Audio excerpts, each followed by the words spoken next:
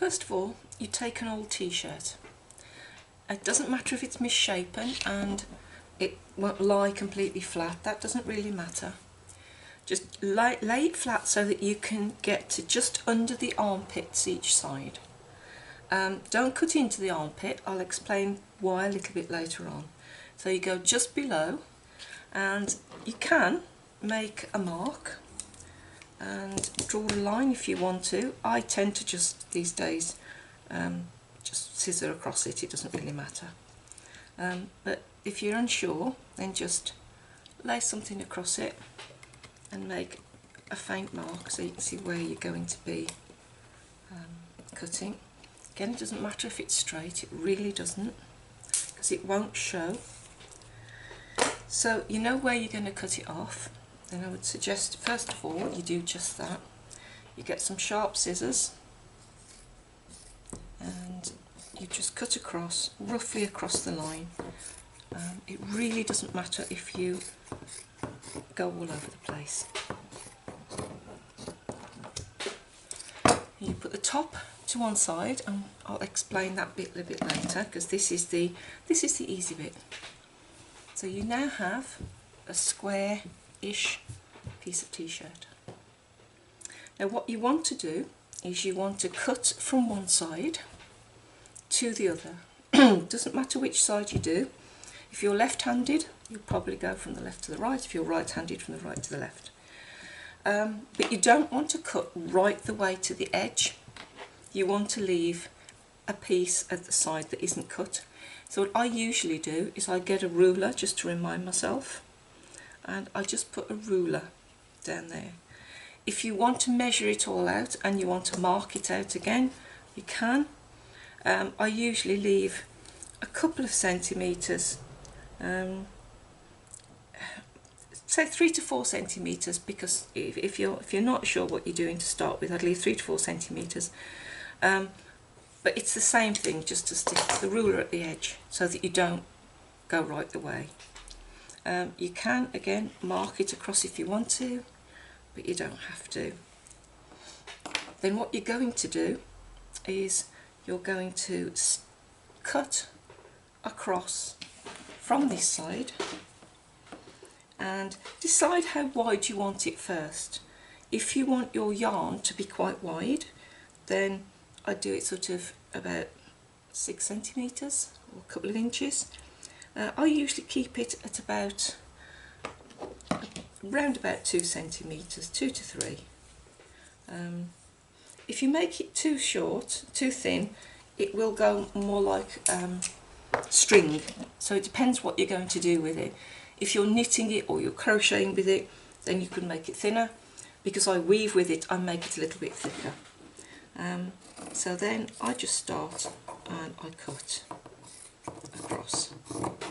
Remembering all the time that you're not going to go right to the edge. You're going to stop round about where the ruler is. Okay. Now you're just going to do the rest, so I'm going to speed this up a little bit.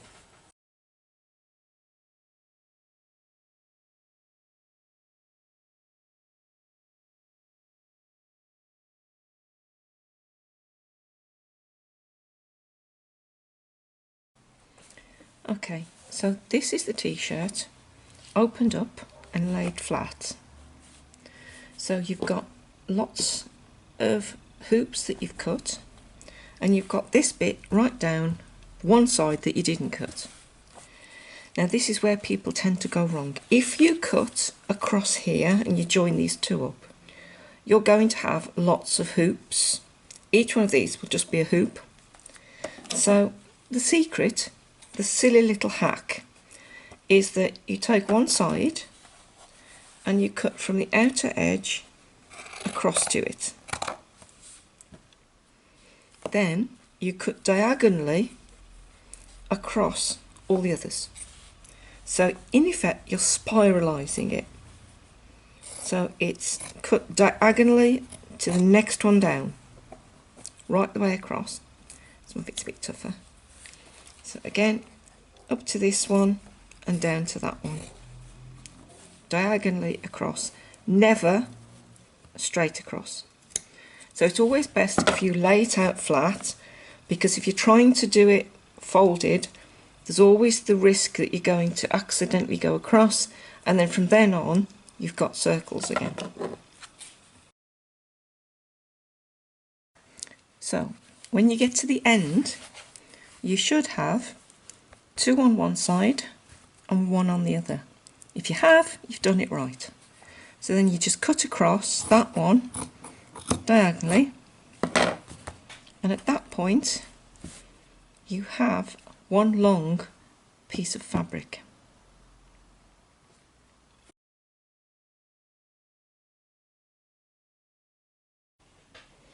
Now I'll explain how I use the rest. A lot of people only use that bit and just have the ball that comes from the square part of the t-shirt, but I don't believe in wasting any of the t-shirt. So I use everything.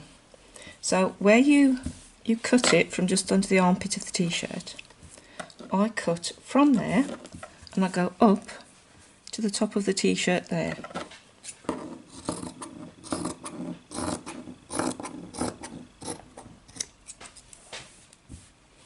Then I do the same sort of thing again, in that I just straighten it up, and then from one end I cut up, and again not quite to the top, and then I cut this bit. This often gets a bit trickier, and I do it again up to the top, and then I do the one last one there, and I cut it up to the top, and then I leave that there because I'll come to that in a minute.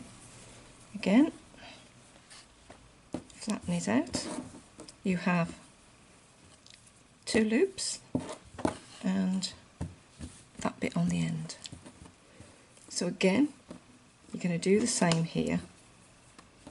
You're going to flatten it out, get the pieces through so you can see where they are. And from the outside, it's the same again.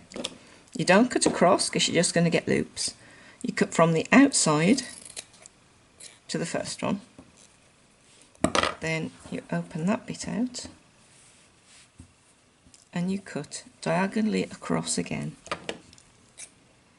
so that you've got that piece, and then you do the same again and you cut diagonally across that one, so you've got that piece. Now you've hit this bit because we haven't got any more loops. So what I do for this one is I just keep an idea of how wide I was making it, and I just carry on, and then I cut it round to there, and I just go around the corner, because once it's pulled it doesn't really make any difference. It means there's a little tuft, but when you're making rugs that really doesn't matter. You can always trim them down a little bit once you've made it. So I'll go down to there, and again, then I turn the corner again, and I go in a spiral.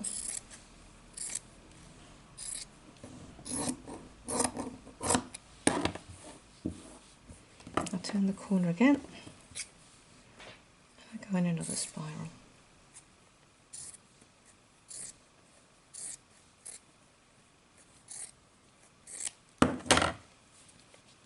And then I get to that point, and then I just cut up there.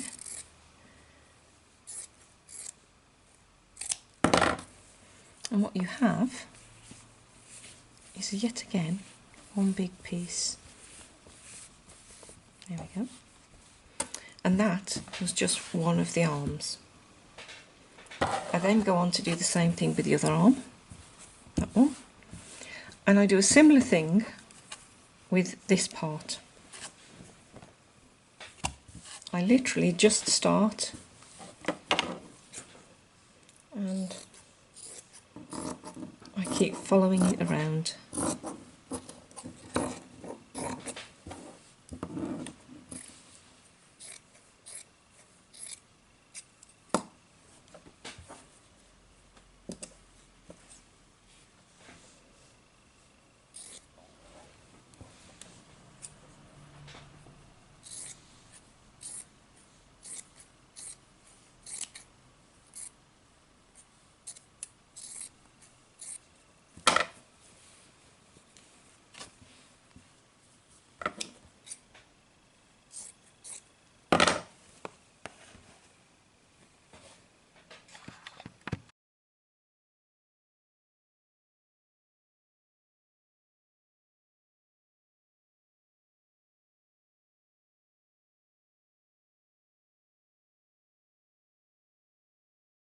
Okay, so now you have several piles of fabric cut into yarn, but you have to join them together. You can tie them, but that does tend to make bulky knots, which can be, if they're in a rug, they can be a bit uncomfortable. So I'm going to show you the easiest way to put them together without them being, quite often you can't even see where you've done it. So I'm going to use this small piece because it's a bit easier to show you with this, and this piece. So you have your two end pieces. I'll use that one, it's a bit easier to see. Okay, so you have the end piece from one pile of fabric and the end piece from the other pile. And what you do is you fold it up and you make a cut so that you have a hole in there. And you do exactly the same with your other piece. You just fold it in half and you make a cut down the middle so that you have a hole there. Then you put that one through that one, like so. Then you draw the rest of the fabric through that one and you pull them gently together, and you have a flat join. And once that's actually on your ball of yarn, you can't see it and you can't feel it. It isn't a knot, it's just the flat pieces of fabric. So now you can do the same with all of your little piles of fabric. Join it onto the ball of wool, the ball of yarn, and there you go. That's how easy it is.